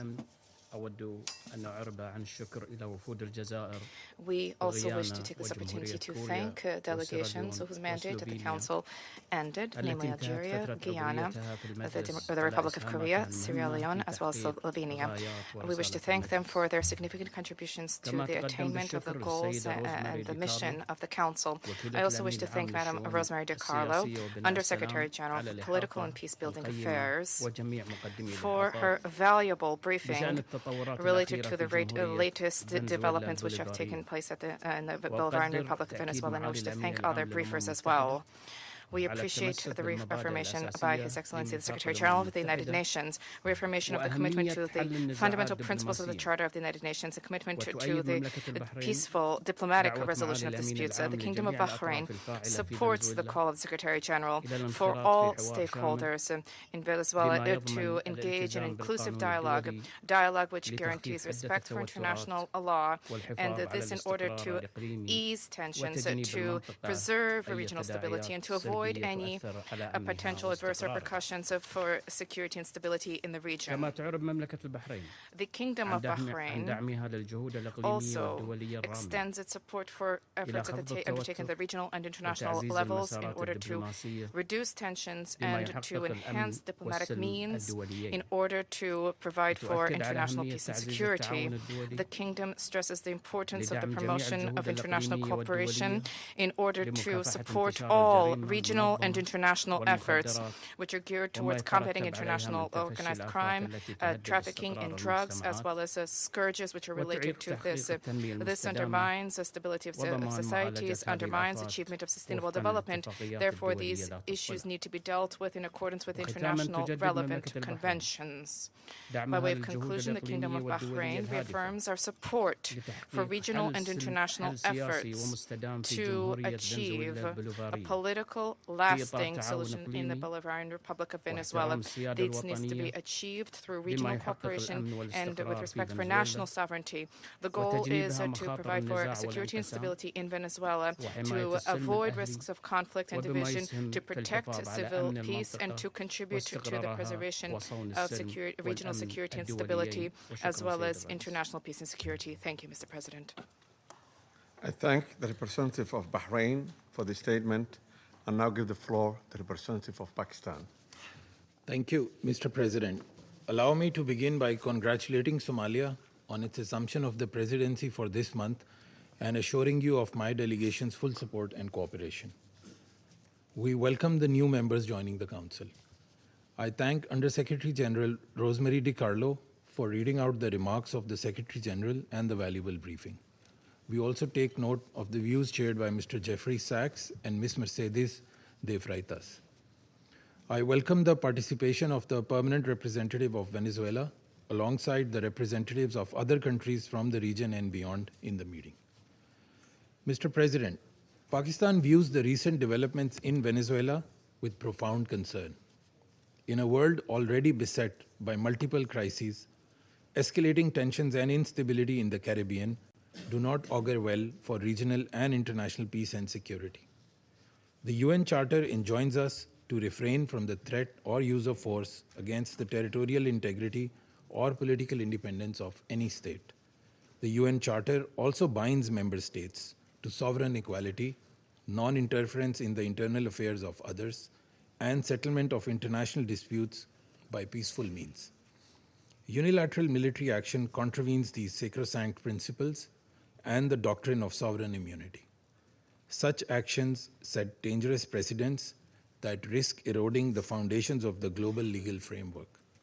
They also fuel instability, which, as history has shown time and again, can lead to unpredictable and uncontrollable outcomes for years to come. Mr. President, at this critical juncture, the path forward must be one of dialogue and diplomacy. Durable solutions to political differences can only be found through peaceful means, with full respect for the will of the Venezuelan people, free from any external interference. We hope that Latin American and the Caribbean region, as a zone of peace, will remain free from conflict and confrontation and continue its march towards enhanced regional cooperation and improved prosperity for the people. We urge all parties to exercise maximum restraint, de-escalate tensions, pursue peaceful coexistence, refrain from any actions that could exacerbate the volatile situation, and engage in dialogue, including by utilizing the sincere offers of mediation. The good offices of the Secretary General also always remain available for that purpose.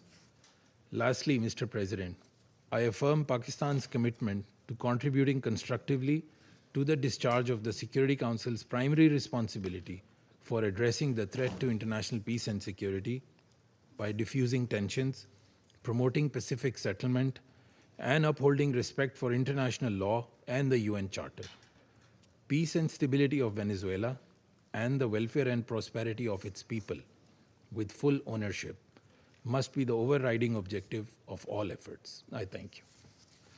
I thank the representative of Pakistan for the statement and now give the floor to the representative of Greece. Thank you, Mr. President. At the outset, I would like to congratulate Somalia for assuming the presidency of the Council for the month of January, and I would like to welcome the newly elected members joining the Council. I would also like to thank USG DiCarlo for her briefing on behalf of the Secretary General, as well as Mr. Sachs and Ms. De Freitas for their remarks. Mr. President, Greece is closely monitoring developments in Venezuela. We urge all actors to exercise maximum restraint and to refrain from actions that would deepen the crisis and undermine prospects for peace and stability. Greece reiterates that the Charter of the United Nations and international law, including human rights law, must always be respected. We also recall the obligation of all parties to protect civilians, especially in times of heightened tensions. Greece shares the priority of combating transnational organized crime and drug trafficking, which pose a significant security threat worldwide. We reiterate that these challenges should be addressed through sustained cooperation in full respect of international law. Mr. President, Greece firmly believes that dialogue and diplomacy are the only viable tools for a peaceful transition and a sustainable resolution of the crisis. We join the Secretary General in encouraging all actors in Venezuela to engage in inclusive and meaningful dialogue in full respect of human rights, democratic principles, and the rule of law. We have long been clear that Nicolas Maduro's and illegitimate president's claim to power lacks legitimacy. Greece has not recognized the results of the rigged elections of July 28, 2024, and has always supported initiatives aimed at achieving a democratic solution for Venezuela. We stand firmly with the people of Venezuela in their pursuit of a democratic future, and we express the hope that the recent events will lead to this effect. The voices of all Venezuelans need to be heard, and they deserve governance that reflects their will through peaceful and inclusive processes. In this spirit, we will continue to support efforts aimed at achieving a peaceful, negotiated transition that ensures the will of all Venezuelans is fully respected. Greece stands ready to support all regional and international efforts aimed at the peaceful resolution of the crisis in line with the Charter of the United Nations and international law. I thank you. I thank the representative of Greece for this statement and now give the floor to the representative of Bolivarian Republic of Venezuela. Muchas gracias, señor presidente. Thank you very much, Mr. President. Before coming to the substance of our statement today, I think we need to make an institutional clarification. We note with concern that an attempt is being made to present to the Security Council a supposed representative of civil society, a person whose public career trajectory bears the hallmarks of sustained funding from foreign governments and transnational corporations. This has been the case for years, as well as participation in processes of political destabilization and the promotion of institutional breakdown in her own country. The instrumental use of this person to legitimize narratives of confrontation, justify the use of force, or minimize violations of international law does not contribute in any way to the purposes of this Council or to the strengthening of multilateralism. On the contrary, it erodes the credibility of the debates and distorts the Security Council's mandate entrusted with the maintenance of international peace and security. Mr. President, on January 3rd, 2026 is a date of profound historical significance, not only for Venezuela, but for the international system as a whole. On that day, the Bolivarian Republic of Venezuela was the target of an illegitimate armed attack, lacking any legal justification by the government of the United States of America, which included bombing of our territory, the loss of civilian and military lives, the destruction of civilian infrastructure, essential infrastructure, and the kidnapping of the constitutional president of the Republic, Nicolas Maduro Moros, and the First Lady Celia Flores.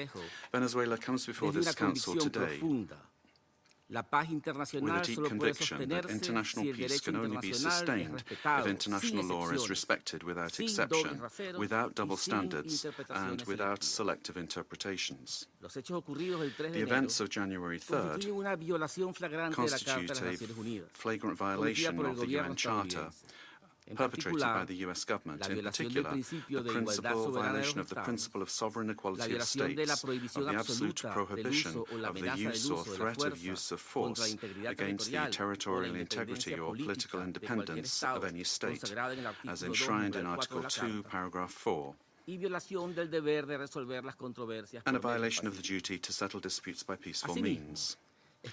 Similarly, these acts also seriously violate the Geneva Conventions and its protocols, as indiscriminate attacks were carried out against the civilian population and assets. International human rights law has also been violated, particularly the right to life, personal integrity, and security. Of particular seriousness is the kidnapping of the President of the Republic by the government of the United States of America, which constitutes a direct violation of an essential norm of the international legal order, namely the personal immunity of heads of state in office. This immunity is not an individual privilege. It is an institutional guarantee that protects the sovereignty of states and the stability of the international system. Its disregard not only affects Venezuela, but also sets an extremely dangerous precedent for all states represented in this chamber, regardless of their size, power, or alliances. Mr. President, General Assembly Resolution 3314 clearly defines as an act of aggression the bombing of the territory of one state by the armed forces of another state, as well as the invasion or occupation, even without formal annexation. The events we are denouncing here unequivocally fit this definition. In 2004, the International Court of Justice affirmed that occupation exists when a state exercises effective control, even without formal annexation or the continuous presence of troops.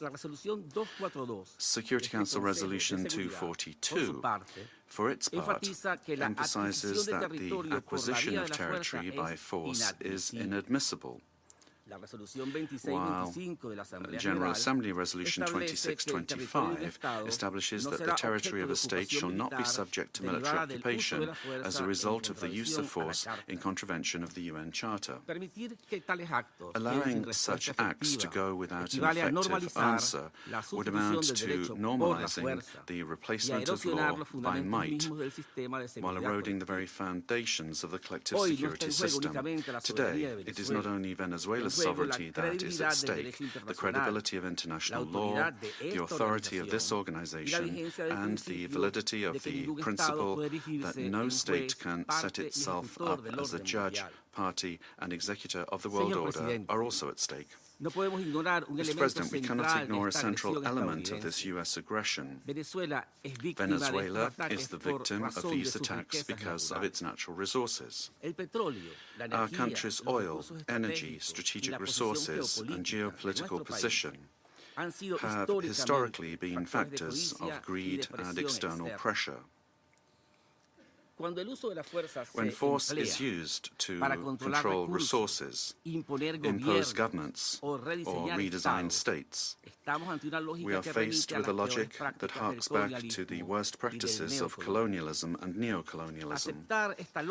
Accepting such a logic would mean to open the door to a deeply unstable world in which countries with greater military capacities can decide by force the political and economic destinies of other states. This scenario not only threatens Venezuela, it threatens international peace and security as a whole.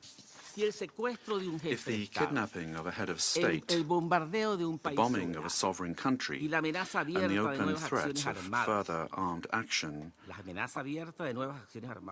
are tolerated or downplayed, the message sent to the world is a devastating one, namely that the law is optional and that force is the true arbiter of international relations.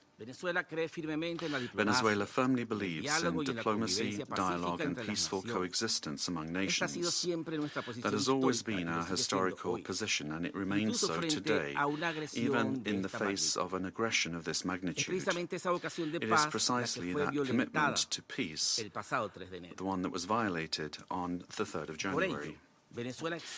Therefore, Venezuela urges the Security Council to fully assume its responsibility and to act in accordance with the mandate conferred upon it by the Charter of the United Nations. In that regard, we request, A, that the government of the United States of America be demanded to fully respect the immunities of President Nicolas Maduro and First Lady Celia Flores, as well as their immediate release and safe return to Venezuela. 2, that the use of force against the Bolivarian Republic of Venezuela be clearly and unequivocally condemned. Thirdly, that the principle of non-acquisition of territory or resources by force be reaffirmed. And 4, that measures aimed at de-escalation, the protection of the civilian population, and the restoration of international law be adopted. Mr. President, in spite of the seriousness of the events, Venezuela would like to inform this body and the international community that its institutions are functioning normally, that constitutional order has been preserved, and that the state exercises effective control over all of its territory. In accordance with our Constitution, Executive Vice President Delcy Rodriguez is being sworn in as acting President of the Republic, thereby guaranteeing institutional continuity, stability, and internal peace. We wish to convey a message of serenity, confidence, and hope to the Venezuelan people. Venezuela is a nation that believes in peace, work, and dignity. Our commitment is to diplomacy and law, and the law is firm and unwavering.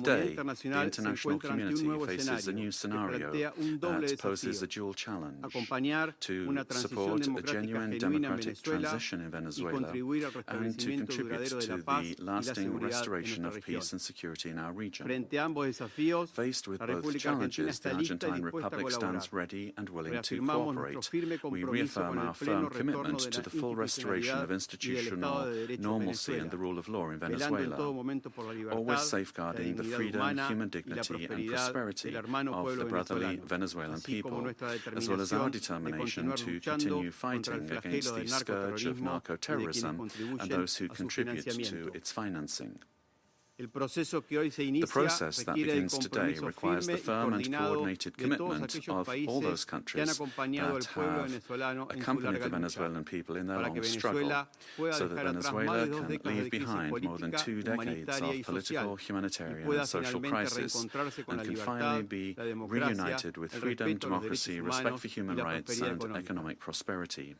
Mr. President, finally, the Argentine Republic requests that the authorities responsible for administering the transition in Venezuela contribute to the immediate release of the Argentine citizen Nahuel Gallo, who has been in a situation of enforced disappearance since the 8th of December 2024, in clear violation of his human rights, and that his prompt and safe return to our country be guaranteed. Thank you.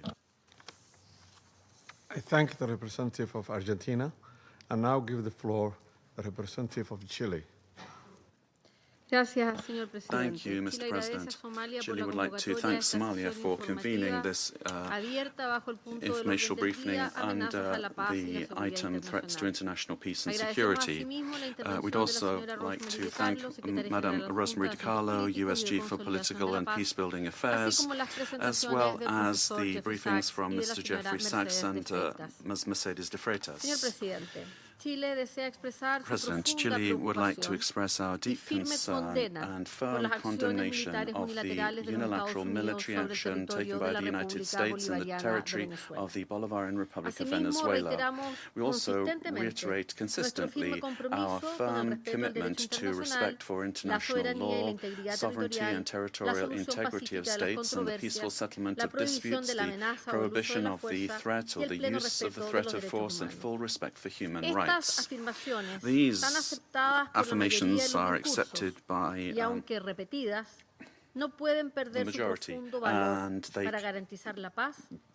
must maintain their importance in order to preserve international peace and security. We said this on the 23rd of December when we took the floor, and we reiterate this today. Chile does not recognize the Maduro regime, but serious violations of human rights being faced by Venezuela do not have a military solution. They can only be addressed through peaceful, gradual and inclusive measures that will take into account the legitimate aspirations of the Venezuelan people. Respect for international law does not allow for exceptions, including when it comes to addressing the illegitimacy of a president. Problems must always be solved within the normative framework that we have provided for ourselves as nations. The future of Venezuela must include free elections, citizen participation, and international assistance, and not with actions that could create dangerous precedents or escalate tensions in the region with serious consequences for the population. Chile, as a witness of history and based on our own experience with the loss of democracy, where there was foreign interference that caused extreme damage and pain for the Chilean people, we were able to recover our democracy through a transitional process that was carried out with the assistance of the international community, the strength of organized citizens, and through our institutions. Mr. President, Chile would like also to underscore the urgent need to continue with coordinated efforts multilaterally to address transnational organized crime, and we're also convinced that Latin America and the Caribbean must continue to be a zone of peace, because that zone of peace not only serves Latin America and the Caribbean, but the entire world. An armed conflict will have devastating humanitarian consequences in Venezuela and in the region. It will worsen the suffering of the civilian population and worsen even further the displacement, insecurity and vulnerability aspects of the situation. We reiterate that any differences must be dealt with exclusively through peaceful means in strict respect for international law, the sovereignty of states, and the prohibition of the use or the threat of the use of force. As was recently recently indicated by the heads of state of Brazil, Chile, Mexico, Uruguay, and Spain, we express our concern with regard to any attempt to control government administration or foreign ownership of strategic assets. This would be against international law and would threaten the political, economic, and social stability of the region. Mr. President, given this complex scenario, Chile welcomes the role that could be played by multilateral fora. And here, particularly, we would refer to the role of the United Nations, and particularly the role that could be played by the Secretary General and by this Council, with the consent of the parties involved to contribute to de-escalating the situation and searching for an understanding that would favour a peaceful and lasting exit to the crisis. Prudent leadership and experience of our organisation, as well as the regional organisations and mechanisms, could be very relevant to avoid a further worsening of the situation and to keep open the channels of communication. Chile reiterates its preparedness to support constructive initiatives that will point in this direction and work together with countries of the region and with the international community for stability and mutual understanding and respect for the principles that underpin this organisation. Thank you. I thank the representative of Chile for the statement and now give the floor to the representatives of Brazil. Mr. President, we'd like to thank Somalia for convening this emergency session of the Security Council. Brazil categorically and firmly rejects the armed intervention in Venezuelan territory in flagrant violation of the Charter of the United Nations and of international law. The bombings on Venezuelan territory and the capture of its president cross an unacceptable line. These acts constitute a very serious affront to the sovereignty of Venezuela and set an extremely dangerous precedent for the entire international community.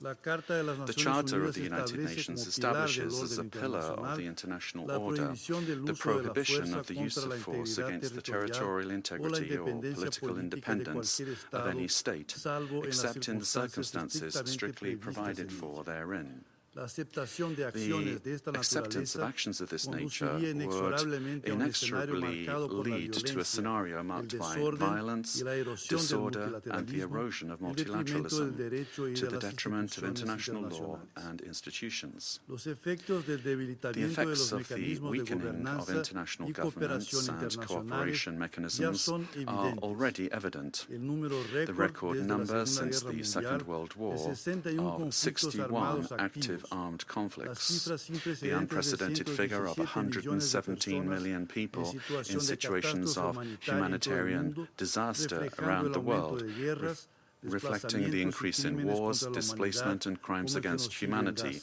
such as the genocide in Gaza, and the global increase in military spending, which is approaching the historical mark of $2.7 trillion.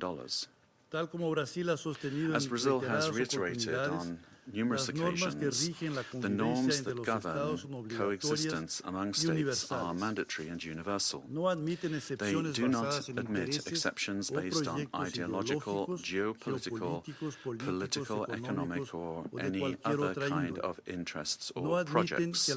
They do not admit that the exploitation of natural or economic resources justifies the use of force or the illegal change of a government. The multipolar world of the 21st century, which promotes peace and prosperity, must not be confused with spheres of influence. We cannot accept the argument that the end justifies the means. This reasoning lacks legitimacy and opens the possibility of granting the strongest the right to define what is just or unjust, what is right or wrong, and even to ignore national sovereignties, imposing the decisions to be taken by the weakest. Latin America and the Caribbean have made peace a conscious, lasting and irreversible choice. The resort to force in our region evokes chapters of history that we believed we'd left behind us and endangers the collective effort to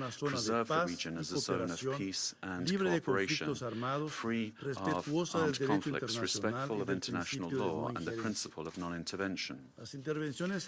Armed interventions in the past have had profoundly negative and lasting consequences. Contrary to freedom and democracy, those interventions produced authoritarian regimes and serious violations of human rights, leaving as a lamentable result thousands of dead, political prisoners, tortured persons and disappeared persons whose families still today search for their loved ones as well as justice and reparation. For the first time in South America, a profoundly alarming event has occurred. An external armed aggression with the deployment of troops and bombings in a neighboring country contiguous with Brazil, with which we share more than 2,000 kilometers of border. Mr. President, South America is a zone of peace. I insist upon that. We have upheld and will uphold with full determination peace and non-intervention in our region. Furthermore, Brazil does not believe that the solution to the situation in Venezuela lies in the creation of protectorates in the country, but rather in solutions that respect the self-determination of the Venezuelan people within the framework of its constitution. The events of January 3rd transcend the regional sphere. The attack on the sovereignty of any country, regardless of the direction of its government, affects the entire international community. This and other cases of armed intervention against the sovereignty of a country, its territorial integrity or its institutions must be vehemently condemned. It is up to this Council to assume its responsibility and react with determination, clarity and obedience to international law in order to prevent the law of force from prevailing over the force of law. Brazil trusts that the future of Venezuela will be built by the Venezuelan people through dialogue, without external interference and within the framework of international law. Thank you. I thank the representative of Brazil for the statement and now give the floor to the representative of Mexico. Señor Presidente, Mr. President, gracias por haber convocado thank you for a esta reunión de having emergencia del convened Consejo. this emergency meeting of the El Council. gobierno de México ha hecho The government of explícita Mexico ya has already su posición de made condena its position a la clear with regard to our agresión condemnation del of the pasado military 3 de aggression enero of January contra 3rd objetivos en against territorio de targets in Venezuela the territory of en Venezuela, clara in violación clear del violation of artículo Article segundo 2 de la of Carta the de las Charter Naciones of the Unidas. United Nations. Estas acciones These no actions deben must not be permitirse, pues allowed, constituyen as they un severo constitute golpe a severe blow a la Carta to the y al Charter multilateralismo. and to multilateralism. Mexico quisiera Mexico would precisar like to los clarify the siguientes following 4 points. puntos. 4 points. Número 1. La Number 1, proscripción the de la prohibition amenaza of the threat y el uso de la or fuerza the use of contra la force soberanía, against the la sovereignty, integridad territorial territorial integrity o la or independencia political política independence de todo of Estado any state es el is fundamento the del derecho foundation internacional, of international law, sin importar el regardless país of the o el country gobierno de que or se the trate. government involved. 2. La 2. retórica que apunta Rhetoric hacia un pointing escalamiento towards the o escalation expansión or de las acciones expansion of militares, military actions, incluidos otros including países de to nuestra other región, countries in our region, amenaza la threatens estabilidad regional regional. stability. 3. 3. El Consejo de The Seguridad Security Council tiene la has the responsabilidad responsibility y sobre todo and, above la all, it has obligación the obligation de actuar de to manera act decisiva decisively y sin and dobles without estándares double ante standards violaciones in graves a la face of Carta serious y para violations of the restablecer Charter la paz y la and seguridad to restore international peace and security in strict adherence to the provisions of Article 24 y and observando observing el Article artículo 27, 27.3. inciso 3. 4. It is for sovereign peoples to decide their destiny and to find peaceful, democratic, and negotiated solutions to their political differences within a framework of unrestricted respect for human rights. Regime change by external actors and the application of extraterritorial measures are not only acts contrary to international law, but historically, all they've done is exacerbate conflicts and weakened the social and political fabric of nations. Mr. President, esteemed colleagues,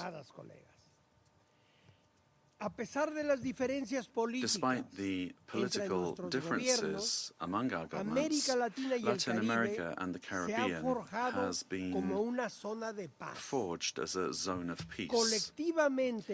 Collectively, we have, for decades now, resorted to the available political and legal mechanisms available in order to peacefully settle disputes. The current violation of this fragile balance gravely endangers the political stability and the security of the region, as well as the well-being of our peoples. Those who justify these acts deny the independent history of Latin America and the Caribbean.